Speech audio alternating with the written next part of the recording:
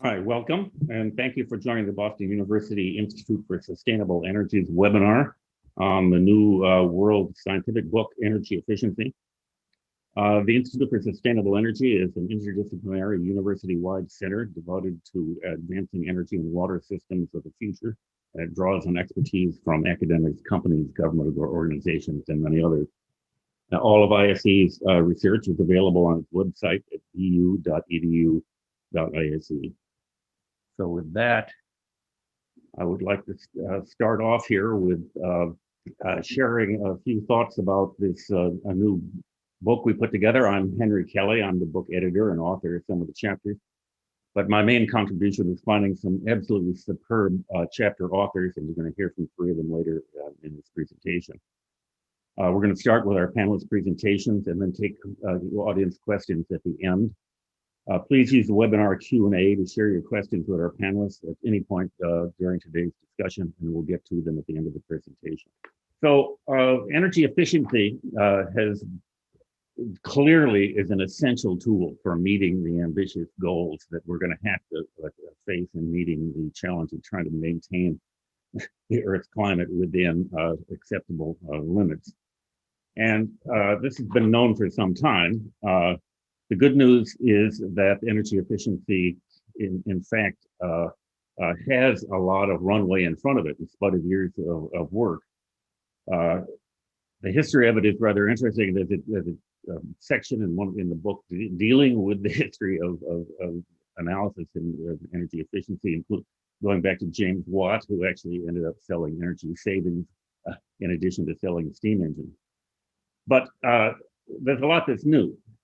And one of the things that this book tries to explore is looking at some of the things that have happened in the last few years that are really driving the discussion of energy efficiency.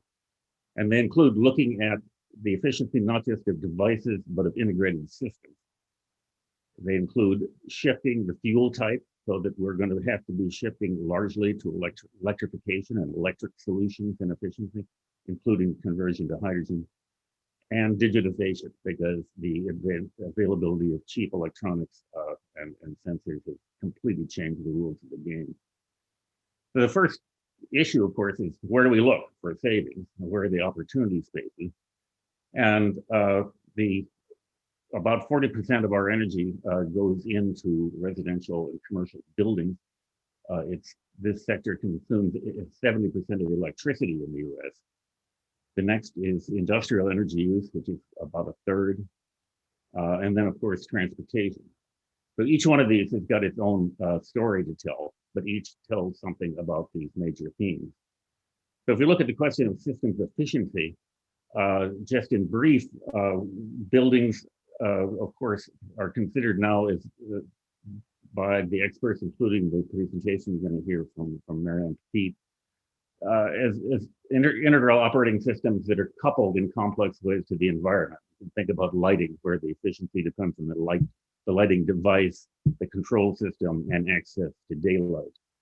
Transportation systems, clearly you're interested in the efficiency of the vehicles, but it's becoming increasingly apparent that the way you're using these vehicles and the way you're dispatching them and utilizing them is crucial. Industrial production systems are now beginning to look at the integration of life cycle of materials and a series of other issues. And of course, we've looked at cities, because cities are the ultimate system, which completely constrain the way you're using transportation and building allocation. So taking a look at electrification, this sweeps across the entire community. Clearly, electrification of transportation is a key issue. Electrification of the gas and appliances that are now used largely in buildings, separation. A lot of new industrial processes are going to be shifting towards use of electricity or electric production of hydrogen, and shifting to things like biological production of manufacturing that are coupled to electric systems. Now, the question then is, where do we look for the electrification opportunities? And one of the issues is, where is the fuel being used? So I talked about residential and commercial buildings. This is just the fuel used for heating and hot water primarily. Industrial is obviously is a big consumer. Transportation is a very large problem. Unfortunately, there's an opportunity for electrification in all of these sectors. And of course, the rest of the primary energy consumption is in the generation of electricity itself, which again, 70% goes to buildings. But it's interesting that the renewable use in electric generation has grown enormously in the past few years, showing the huge challenge of getting the rest of this gray part of this chart electrified. Digitalization, we know about because of unprecedented control that we have through low-cost sensors and communication. You can optimize the design and the integration, and you can optimize operation. And this has led to a huge increase in the investment in electric equipment, the computational investment in things like vehicles and other devices have grown enormously. Now I'm going to spend a little bit of time talking about industrial energy, since none of the speakers that follow me will cover that. And there are several different dimensions. You can change the way stuff is made. You can change the efficiency with which the materials made by industry are used by better design and better production techniques. You can use, we have new ways of designing materials that can produce a lot more function per weight and per energy input. We have ways of recovering these materials and circulating them, and about 70% of all steel now, iron and steel is actually, in the US, is actually made from recycled materials. And of course, you have the opportunity to produce entirely new materials. So in terms of process innovation, there are a variety of ways of making massive reductions in the energy use, as well as in the carbon emissions by shifting industrial processes. This just shows steel making can be shifted from using coke, which is a very carbon intensive production that's typically used in steel making, to a completely carbon free system using hydrogen that's likely to be made from electricity. You can separate things using electric systems that don't require you to heat them. And there's a huge range of opportunity using materials and membranes and other things.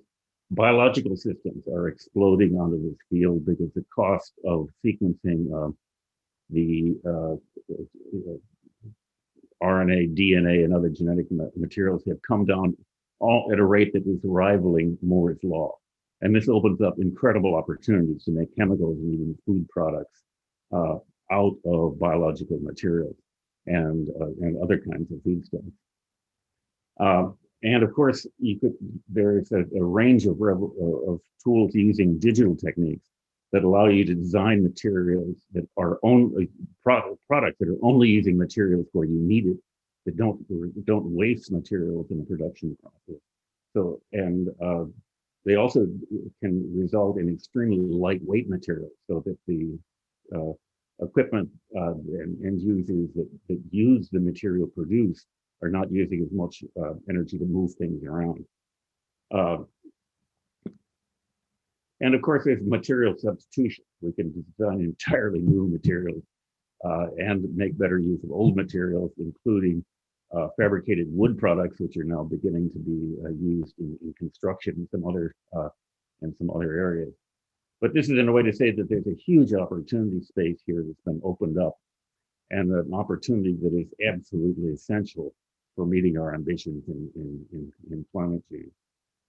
So with that, I am going to get quickly off of, exit rapidly the stage left here, and turn the presentations over to our three speakers. They're Marianne Petit, who is she's a senior scientist and director of the Building Technology and Urban Systems Division, and senior science advisor to the Associate Lab Director of Energy Technology at Lawrence Berkeley National Lab.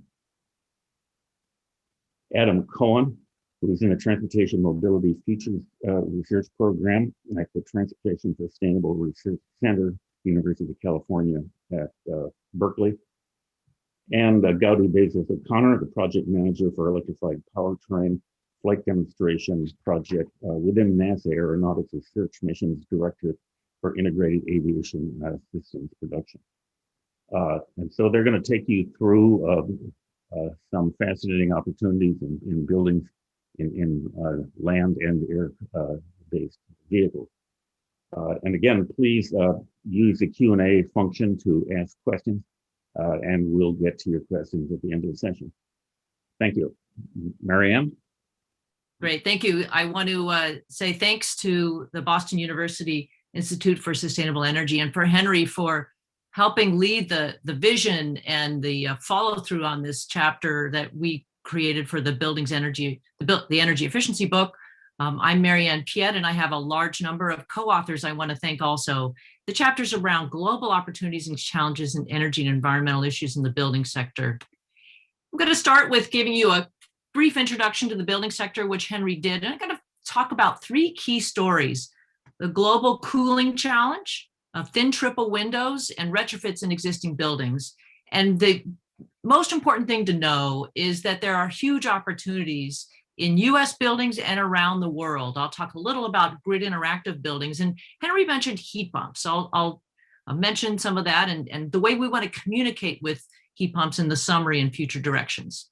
I'm going to spend a moment on this slide. It's really important to understand the diversity of the building sector. So we have commercial and residential, and you can see we have almost 6 million commercial buildings, 118 million housing units, so different apartment buildings, and then 38 quads of energy use that is costing us about $300 billion a year.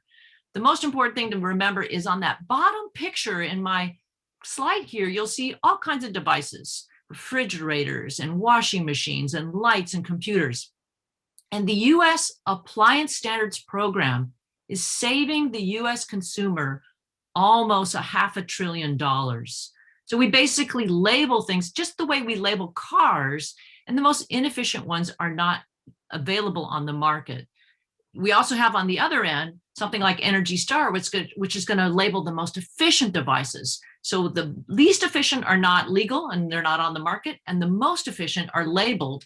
So you have choice. The consumers can choose the most important technology to help make sure that their utility bill is low. And energy efficiency saves money and is good for the environment. It was started during the oil embargo, and we've been doing this work for energy security as well as economic prosperity and environmental impacts. One of the biggest challenges in the building sector is the growth in air conditioning. And the world is installing millions of air conditioners every year. And as it gets warmer, that problem is not only a health issue, it is contributing to CO2, and it is expensive. So we have all kinds of extreme weather. We have extreme cold, as we saw in Texas, as well as more and more extreme heat. And the Gaudy Amendment is part of the Montreal Protocol, which helps us reduce the global warming potential of the hydrocarbons that are used in air conditioners. So 200 countries have signed the Gaudy Amendment. The Gaudy Amendment also increases the energy efficiency of the air conditioners. So in the upper left, you can see the amount of CO2 emissions from different countries. And on the picture on the bottom right, the red is the savings in CO2 equivalent from refrigerants, but the blue is from energy efficiency. So in China, India, and Indonesia, where we see huge growth in air conditioning, the Gaudy Amendment is helping us reduce electricity equivalent to many gigatons of CO2. And that's equivalent to, you see the green there, the Three Gorges Dam, it's several times the size of the energy use that's supplied from that dam. So it's a very important principle of energy efficiency, is to understand both the environmental issues associated with the refrigerants, as well as the energy savings and the health impact, to try to create air conditioners that people can afford and have lower utility bills. I want to talk a little about windows. We have been doing work on windows. And Henry mentioned heat pumps. you want to make sure that you have a really good facade in the building. You have a good R value in the walls, you have good windows before you put that heat pump in, because that heat pump is going to be a lot more efficient when you retrofit the building to go all electric, when you have put in good windows. The thin triple is a super exciting innovation. Triple pane windows, this window is like an R7, and it can fit in the size of an existing double pane frame. So the thin triple has a very thin piece of glass, and we weren't able to have that kind of glass 10 years ago. So it's very important that we are also demonstrating this in hot climates. And this particular one, a demonstration in California, is in a disadvantaged community. So we're using it in a cooling dominated climate, not just a heating dominated climate. And it's actually on the market now. So that's been a really exciting innovation for us. And you can see up on the upper left, some pictures of some of the devices that we use. Most buildings, many buildings have leaky windows. I have a picture there of a goniophotometer. So we look also at the performance of shades and the ability to control solar gain and glare, and in a variety of test beds. Windows windows account for about 5 quads of energy in the United States, and we can reduce energy use by about 2 quads with the thin triple. I'm going to quickly go through a little bit about indoor health. As buildings are getting more efficient, the green bars are the air changes per hour. So the average house is leaky. And that's one of the challenges we saw in Texas during that extreme cold events, is that the houses were leaky and they quickly became super cold inside. Newer houses are more like 7 air changes per hour. But when we make the house tighter, we also have to ventilate it because there's a lot of pollutants. And those pictures there show kitchens. Kitchens are a source of emissions. And we saw people turning on their stoves to heat their house. And that creates a lot of pollutants. So new houses actually have ventilation. On the upper right, I show something called the Building Performance Database. And one of the key things we do in buildings is try to compare them to each other. So we have a database now with 1 million buildings, and you can compare an individual building to some distribution in your region. And in the bottom right, part of the digitalization is creating information for decision-making. And many states are requiring that people disclose their energy use. Commercial buildings have to publish the actual energy use. And then you can actually target high energy users for retrofits. And around the country, there are more and more of these disclosure laws. I'm going to talk a little bit about the grid. Henry mentioned the concept of more renewables on the grid. And one of the key things about digitalization is we want to understand not just how much energy we use, but when we use it. And in Memorial Day in 2019, California had 40 gigawatt hours of solar that they generated that we couldn't actually use. So there's something called the duck curve, and we have a very steep ramp at certain times of the day. We're actually generating more solar than we can use because the electricity markets aren't flexible. So we're trying to make sure that we can have technologies that use this clean solar and use less around that dinner time and have flexible load to help enable more renewables on the grid and have a cleaner energy system. Right now in the United States, we have about 18 gigawatts of demand response. And you'll see there we have residential water heaters and thermostats. We have commercial industrial automation and automated DR, which I'll talk about in a moment. But we need a lot more of this kind of demand response. We want to be able to take load at the cleanest hours and use less during the dirtiest hours and have flexible load to allow the renewables to be integrated. Technologies like OpenADR are technologies that use digital signals to communicate with buildings. And that's now an international standard. So we're developing the kinds of technologies that are allowing us to communicate with buildings and use things like the mass of the building, water heaters, and more thermal storage. We're going to see more chill water storage, more ice storage, and even advanced materials integrated in the walls that might be able to allow us to pre-cool the building during clean times of the day and reduce less when the grid is constrained.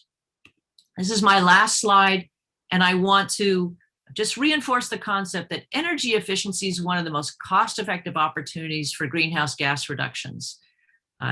We need more continuing research to try to understand the performance of new technologies, get those technologies in the field and do cost benefit studies, and help understand the most cost-effective ways to design and retrofit our building stock. The next bullet is about the digitalization that Henry mentioned, commissioning and controls, automation and interoperability. We need to make sure that the savings persist. So when we use controls, that's super important. And we know that the new Department of Energy is extremely interested in energy justice and environmental justice and equity. When a lot of the technologies that we're installing today can benefit both energy efficiency and demand response. And the US Department of Energy has launched the Grid Interactive Efficient Buildings Program to make sure we're providing both energy efficiency and demand response together. So I'll stop there and look forward to the conversations later in the hour. Take it away, Adam. Well, thank you for the opportunity to participate in this webinar today. My colleague Susan Shaheen and I really enjoyed kind of authoring this chapter in this book. So our chapter really focuses on next generation mobility systems, and there's really a lot of items that kind of fall into that. And so I'm not going to be able to go in depth in the short time we have today, but a big portion of our chapter focuses on on-demand mobility. The US DOT kind of defines mobility on demand really as kind of the commodification of passenger and mobility and goods delivery. This is based on the idea that consumers are now making decisions kind of on demand based on cost, convenience, travel time, delivery time, wait time, and other attributes. And so this is really kind of driving a lot of consumer preferences in the marketplace, even through COVID, as consumers weigh the decision to make a trip or to have something delivered. This figure here really kind of shows the US DOT's vision for the mobility on-demand ecosystem. And fundamentally, it's really about kind of connected travelers and user-centric mobility, where the traveler kind of makes these choices, and kind of the network kind of helps influence supply and demand. So on the left side here are some of the modes that kind of feed into the ecosystem, such as micromobility, car sharing, carpooling and van pooling, for-hire services such as transportation network companies and taxis, car rental, advanced air mobility, public transportation, and others. And then on the right are many of the enablers of this ecosystem, such as integrated payment, incentives, and even kind of real-time information services. I think the really important thing to remember as we kind of start talking about on-demand mobility is that many of these services do have the opportunity to reduce greenhouse gas emissions in a variety of ways, in part due to the sharing, as well as electrification and to a certain extent automation of the transportation network. But we must also remember that there could be some adverse impacts as well. Some of these services have also been shown to increase vehicle miles traveled and induce demand for new trips. So we need to be kind of monitoring this growing space rather closely from an energy efficiency perspective. This figure here further depicts kind of the supply and demand side of the US DOT vision. This is from their operational concept, kind of showing kind of the modes, and then kind of this concept where network managers can really kind of influence demand of the system and kind of help guide consumer choices through policies such as pricing and other sorts of network attributes. In addition to this, we also see mobility as a service also growing. Now, mobility as a service, or MaaS, is a concept that envisions integrated mobility where travelers can access multiple modes of transportation over a single digital interface to seamlessly book, plan, and pay for travel on a pay-as-you-go or subscription basis. This is becoming a little bit more popular in Northern Europe, but the concept is beginning to kind of expand globally. So this is an exciting development because this can encourage multimodal connectivity with public transportation. And then in addition to that, we also see a lot of growth in kind of the advanced air mobility space, which is kind of a broad concept focusing on emerging aviation markets and use cases such as mobility, delivery, and emergency response for urban, suburban, and rural communities. So this is a great thing, and I think we're going to be kind of talking more about that in the next presentation. Now, our chapter looks a lot at kind of the role of the built environment and its potential impacts on kind of the on-demand mobility ecosystem. And so we've done a lot of work with the U.S. Department of Transportation really to kind of classify 5 types of built environments: city center, suburban, edge city, ex-urban, and rural. And what we see with these different built environments is that partnerships and use cases are being developed for tailored strategies in each of these locations. So this slide here kind of depicts many of those types of strategies that we see emerging on the left, such as first and last mile connections to public transportation, gap filling services for low density and late night or off-peak services, paratransit, and many others. And on the right side is kind of this process that a lot of public agencies are engaging in currently to kind of explore these partnerships. So they're kind of identifying gaps and they're selecting a partnership or a use case, and they may be kind of adding subsidies, setting goals or standards, selecting partners, and then they go through this implementation process shown in blue where they kind of market a pilot, collect data, and ultimately make a determination whether or not to adjust the pilot, formalize it, or even cancel it if it's not meeting public sector goals. In light of the pandemic recovery, there's a number of unanswered questions that I think we should be kind of considering in light of kind of where we go from today. First, it's really kind of how will the health and economic crisis impact consumer confidence, household income, travel behavior, and consumption patterns. Anecdotal evidence suggests that for the vast majority of Americans that are still employed and that are teleworking, there's evidence to suggest that they have more household and expendable income because they aren't engaging in things like going out to eat or going on vacation. And so there's some early evidence to suggest that this could be driving a growth in single-family home sales as well as vehicle purchases. So this could also impact energy efficiency. So will households de-urbanize and move away from cities? This is a really fundamental question, and the National Association of Realtors has developed a telework ready index based on a number of factors, and generally speaking, ex-urban and suburban counties tend to rank pretty high on that telework ready index. Will consumers resume brick and mortar retail and travel after the health crisis? There's a lot of unanswered questions about this and to what degree. Unfortunately, we do know that, there are some environmental impacts associated with increases in goods delivery, and it has not been easy to quantify those yet. So there needs to be kind of more research in this area. And finally, what happens as part of the recovery period if a vaccine is ineffective, if there are new strains of the virus, or if people refuse to use a vaccine. So I'm going to kind of pause here and just kind of wrap up just by sharing some additional resources. These are some US DOT and other industry resources that our team has developed. These are available at innovativemobility.org. And then finally, we've been working with the World Economic Forum to develop kind of the COVIDmobilityworks.org platform where communities can kind of look up various strategies that are being deployed as part of the recovery period.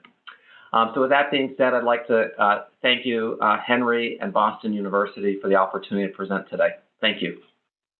Thank you, Adam. And that brings up our final speaker, Gaudy. Can you give us the view from Norfolk, I guess?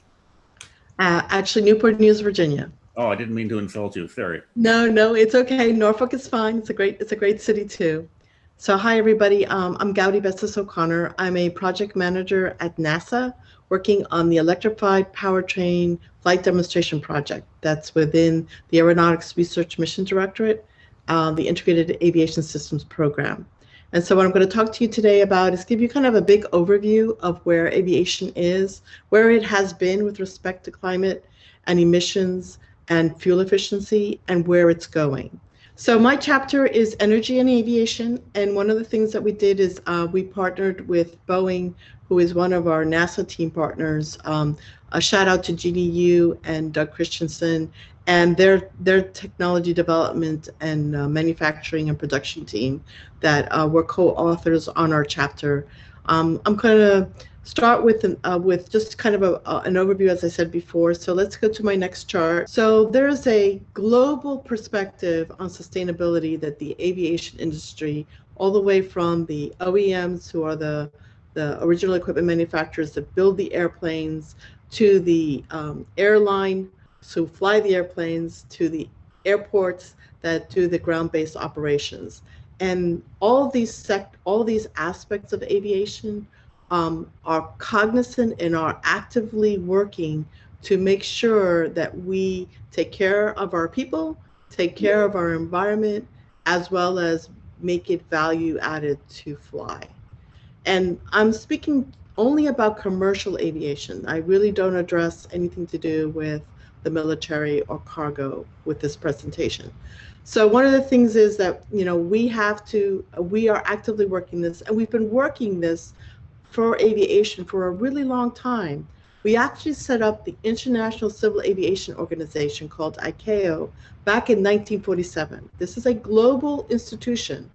And in 1983, they set up a Committee on Aviation Environmental Protection, which is called CAPE. And it has over 30 member states that are all across the world, and 22 observational organizations that participate as observers. And through this organization, many of the standards that aircraft must meet in order to fly are established with respect to climate, fuel efficiency, emissions requirements. So I just wanted to share with you a couple of really some metrics that you may or may not already know. So 2% of the global CO2 emissions are due to aviation. 1.3% of that is international, 7% is domestic. We contribute approximately 13% of the total transportation sector CO2 emissions, and we contribute to 3.5% of the total millions of man-made contributions to climate change. And this is through our International Air Transport Association. We have a group of organizations that track metrics with respect to aviation performance. But we have a commitment for continuous sustainable improvement. And historically, if you look at the data, that our CO2 profile is 54% less than it was when we started to fly, in less than when we had in 1990. And it's 82% since the first jet was introduced. And this has been accomplished through technology improvements as well as infrastructure improvements. And we have avoided, since 1990, over 11 gigatons of CO2 due to these improvements in technology and operational efficiency. So where is aviation today? So I wanted to capture in this snapshot a pre-COVID. What did it look like in our economy, in the US economy? So these are only US metrics. So aviation contributes $78 billion towards the positive trade balance. And this is the only US industry that has such a impact. It is $1.8 trillion total of the US economic activity, and it provides nominally $11 million of direct or indirect jobs, as well as it actually had 21 billion tons of freight transported by US airlines in 2019. We recognize that COVID has actually significantly impacted the aviation industry, airline operations. We know through our industry partners and our airlines that they have incurred pre-tax losses of over $46 billion in 2020, with a net loss of over $35 billion. But air cargo actually has reached all-time highs in the third quarter of 2020 because everybody's buying everything online. There's been a 60% reduction in the total number of passengers that fly. and there has been significant disruption in new aircraft production orders. And these numbers come from Boeing. Post-COVID, the recovery of this industry is going to be slow.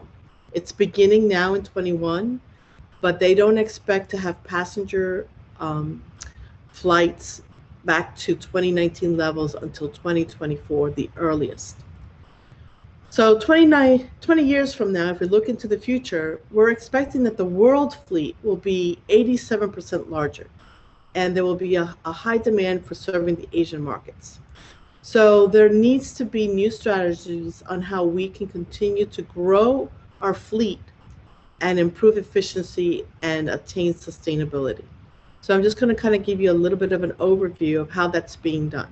So through ICAO and the Committee on Aviation Environmental Protection, this standard making group meets every 3 years. Actually, it works through a 3-year period, and at that 3-year period, they provide an assessment and recommendations on forecasting where are the greenhouse gas emission effects globally, where is aircraft noise, and what are the aircraft engine emissions that are affecting local air quality. They also have established in 2009 the air transportation sector as a group came up with some target goals to be more efficient and to reduce our carbon footprint.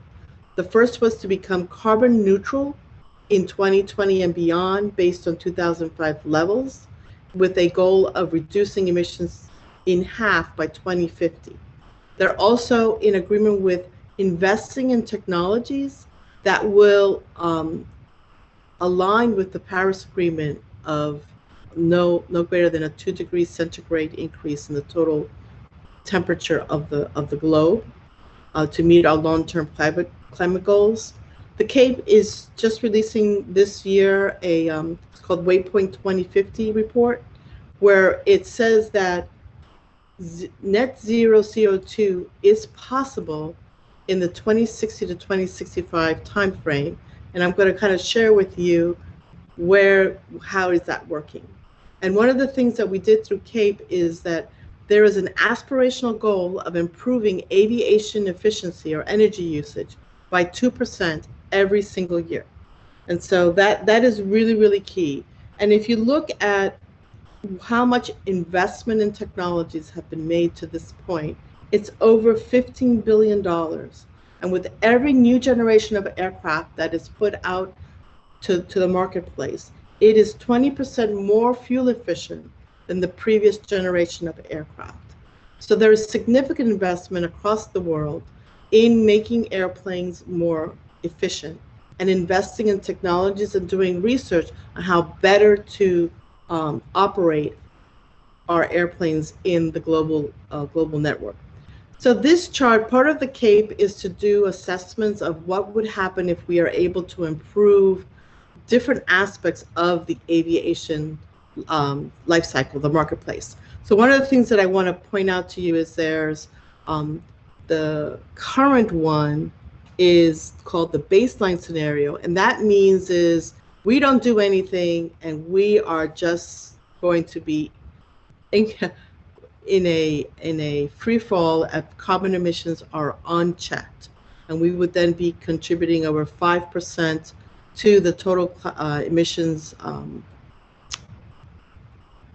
bucket if we do nothing at all. But we know that we're working in different areas. So I want to first talk about the areas that we're working. The first one is technologies. And technologies are being worked here in the United States primarily through 3 organizations. One is NASA, where we have an ultra-efficient subsonic transport focus. The second is the FAA through their CLEAN program, CLEEN, and through the Department of Energy, their Advanced Research Projects Agency has just initiated an electric aviation engine technology program focused on electrified power.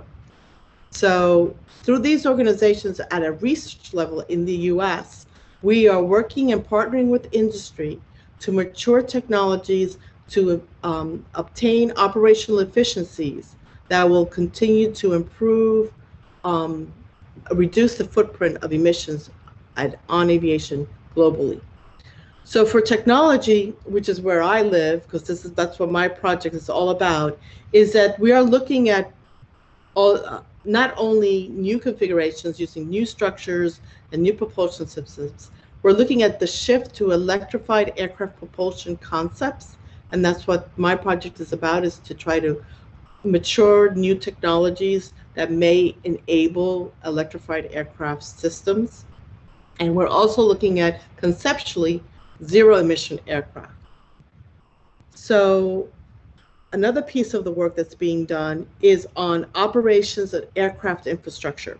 So one of the things is, operationally, the industry, in partnership with the federal labs, are looking at how can we fly better so that we can reduce our carbon footprint. So as an example, if we shorten one flight by 1 minute, it could save up to 100 kilograms of CO2 per flight. If we can do a continuous descent, which means that we don't loiter or circle around before we finally come down, it could save up to 150 kilograms per landing. If we taxi on the ground with just one engine instead of the two that most traditional commercial transports have, that is also a savings. We're also looking at how we can modernize our aircraft management system. So trajectory-based operations, there's a lot of technical details here, but we really are looking to see how we can manage the taking off and landing and the flying through the national airspace system to help minimize our emissions footprint. And also our aircrafts themselves, the manufacturing of them, is that it's going on a diet. We're using lighter weight materials. We're trying to use new materials, creating new materials that will enable weight savings as well as reducing our carbon footprint. Another piece of the work that's being done is what's called alternative fuels. So these are bio-based fuels that airplanes are flying. And to date, we have flown over 300,000 flights with alternative fuels since 2011. So that is still a very small margin, small component of the total fuel that's being used around the world. But sustainable fuels is being introduced, and there are 14 plants under construction, and there has been an airline purchase request of over 6 billion liters of biofuels. So part of the criteria for this effort is to have crops that grow in a high carbon stock of land, that they don't threaten food or water security, and that it is a high carbon alternative source. So there's a whole group that's working on sustainable fuels. And the last piece that's helping industry meet goals, so we have some really stretch goals to be able to continue carbon neutral growth, as well as be able to halve our emissions profile and improve our fuel efficiency, is something that's called CORSIA. It means Carbon Offsetting and Reduction Scheme for International Aviation. So this is an effort by the global community, the airlines and OEM industry, that was established in 2016 to start in 2021, so this year, to find a way to reduce emissions elsewhere as a credit against the aircraft emissions until we are able to continue to reduce that through technology innovations and operational innovations and sustainable fuels operations. And so this would include investing in industrial carbon reduction, renewable energy, forestry, carbon removal technology, and natural carbon solutions. There are over 80 countries, airlines in 80 countries have already voluntarily stepped up to the plate to begin this process. And they represent 77% of the total airline traffic. And this phase will be between 2021 and 2026, and with 2027 and beyond being a mandatory participation for all airlines until we reach our carbon emissions goals. So this is where I wanted to stop. I wanted to kind of give you a big picture of where we are, and look forward to the questions. Thank you so much. Great. Thanks a lot. Thanks to all the speakers for great presentations. We have a few minutes here for questions, and a number of questions have come in through the Q&A. And I have the good fortune that one of them actually has a volunteer answer. Marianne has agreed to answer a question from Dan Bianco about eQuest. Yeah, actually, I meant to type it in, but I hit the wrong button. But I'll go ahead and answer it. eQuest is not one of the tools DOE is currently supporting. They support Energy Plus, Open Studio, and Modelica, and the federal government usually supports the underlying simulation engine, not the user interface. But I'll definitely share the comment with DOE, and I appreciate the question. Okay. Well, let me generalize a couple of questions that have come in and having to do with incentives. And the question is, how do we provide an incentive for industries to adopt some of these innovative technologies? And what are the, what are the major challenges? Obviously, the easiest thing for market penetration of these technologies is to deliver a better service at a lower price. In the US, the huge challenge is that in the absence of a carbon tax, you're competing with extremely low-cost natural gas in most industrial processes. In spite of that, there are a number of technologies that have become cost-effective, and a number of industries that realize that in the future, they're going to be facing a carbon-constrained world and are moving quite rapidly to at least explore alternative fossil inputs for chemicals or for steel production. But I'm curious, in the case of buildings, Marianne, heat pumps are competing against extremely low-cost, ubiquitous natural gas-powered water heaters and heaters. And how do you see the market penetration both for new construction and for retrofits of existing buildings moving forward, and what's needed to accelerate it? Yeah, one example is SMUD actually offers a $3,000 incentive to put in a heat pump. So many utility programs, they understand they have carbon goals because the city, SMUD is a Sacramento Municipal Utility District. So the utilities themselves have to have carbon reduction goals, and they'll often incentivize the direct retrofit and replacement. It's easier in new construction. And so you're going to see building codes moving towards a CO2, a greenhouse gas, not just energy, but that's the big challenge in the buildings industry. And the other two is moving towards carbon metrics when we actually rate different technologies and creating markets around them. All right. Adam, I'm curious about your analysis of the impact on shared mobility of the pandemic.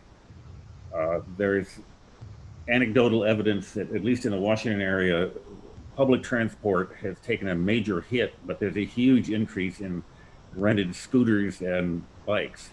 But anything that requires getting multiple people in one vehicle, which is needed to accomplish a lot of your shared mobility goals, has taken a hit. How do you have any insight on where this is going? Yeah, it's really hard to say, Henry, from a quantitative perspective, because it's really kind of a moving target. Here's what I will say is right now, we know obviously there's been a really big drop in public transit ridership, as well as pooled rides, whether it be carpooling, van pooling, or shared TNCs. We've also have seen a growth in micromobility, and what we hear from the micromobility operators is that people are using it to make longer trips as well than they were before the pandemic. So there's some anecdotal evidence to suggest that perhaps some of the people that were taking transit have also shifted into micromobility, perhaps. But we've also heard situations where people have gone out and have purchased a vehicle. And then you kind of throw in the growth in telework into the mix in this, and it's really hard to get an accurate assessment of what's going on right now. I think the bigger question is once the situation stabilizes, what does the recovery look like? And with the growth in telework, that presents some great opportunities, but also some enormous challenges, particularly for public transit. In the light of public transit, what we see is that their funding was really largely dependent upon some high-performance fixed route services that were dependent upon commuters. So now that those have gone away and may or may not recover, some of the more essential services that were being subsidized through those fixed route services could be going away through service cuts, service planning, and all of that, which could have enormous equity implications as well. So I think these are some big questions that the industry is going to need to monitor closely through the recovery phase. So another question we have deals with the grid. Obviously, the grid has suffered major hits in California, Texas, and elsewhere during emergency operations. And the challenges are going to get even greater as we start electrifying huge chunks of the economy, including transportation and building. So I'm interested in Marianne and Adam's perspective on how building a more robust grid, both in more long distance or beefed up transmission, and possibly better investment in microgrids that can provide reliability in places where, in addition to the reliability you can get from a more robust transmission system. Yeah, I agree, Henry. I think we're going to see more efforts to try to integrate the grid, and certainly that would have helped in Texas, and it would help in California as well, because I showed you that we couldn't take all that solar, and we don't. Our ability to export at certain times of the year is not also as good as it should be. So the markets are not flexible as they should be. But the second principle you mentioned is more local distributed energy resources. So we're actually generating more locally and consuming more locally, and we don't have those losses from the long-term transmission, and have a more resilient system for those outages, because if you have a local generation supply, you're not going to be as vulnerable to the large-scale outages. So the demand response is part of that, but as you mentioned, the grid is also. Mm-hmm. And I guess one question for Gaudy, you'd mentioned at the beginning the potential for electrification of certain classes of aircraft. Could you hazard a guess about where and when and if electric propulsion enters the aircraft industry? Is it limited to very, very short hauls? So from our perspective, having working with the industry that's developing electrified aircraft propulsion concepts, there's three markets that this is suitable for. One is called short haul. So this is 9 to 19 passenger aircraft.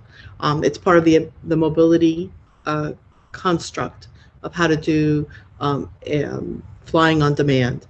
Then there's the regional, which would be 50 passenger to maybe 90 passenger. And then anything bigger than that would be single aisle, the larger transports. Our goal, our industry studies that we've done so far are looking that the first entrant to market will be in the 2030 to 2035, and will probably be the smaller aircrafts, because the technical challenges, the barriers to introducing electrified aircraft, hybrid electrified aircraft right now, because we do not have the technology to do a 737 size powertrain, fully electric airplane right now. So the studies that I have looked at are saying that, for the large transports, it would be late 2030s, early 2040s possibly. It just depends on how much innovation can happen and how quickly we can demonstrate viability. So that's one of the things that my project is doing, is that we're doing flight demonstrations in partnership with industry, looking to do advancement of TRL to TRL6. It's a readiness level that you test the system prototype in an operational environment. So on an airplane, it may not be the airplane, because obviously most of these electrified aircraft will require a clean sheet of paper design. There will be some retrofit capability where you replace one engine and make it an electric engine versus a combustion-based fuel engine. So that's where we're thinking it will it will fall out at is that 2030s, mid 2030s, possible to introduction. We see in the marketplace right now experimental aircraft flying electrified systems, but they are very limited and very focused activities through industry. But it is an emerging industry. There is a lot of investment being done by venture capital-based industry teams, as well as investments in the original equipment manufacturers, the primes. So globally, this is a very important opportunity to develop electrified aircraft and have the fantastic impact of near zero emissions for those aircraft types. Well, great. Thank you so much. Unfortunately, we're running out of time, we're not running out of questions, but really want to thank the speakers for a wonderful set of presentations and the promise that your work represents. And I thank again the Institute for Sustainable Energy for making this webinar possible, and want everyone to know that on March 26th, there's going to be another webinar, Women Leading the Change in Energy Storage to Advance Renewable and EV Growth. So you can register for that at bu.edu ISE events. So thanks again to everybody. Thanks to the people who've listened in and asked wonderful questions.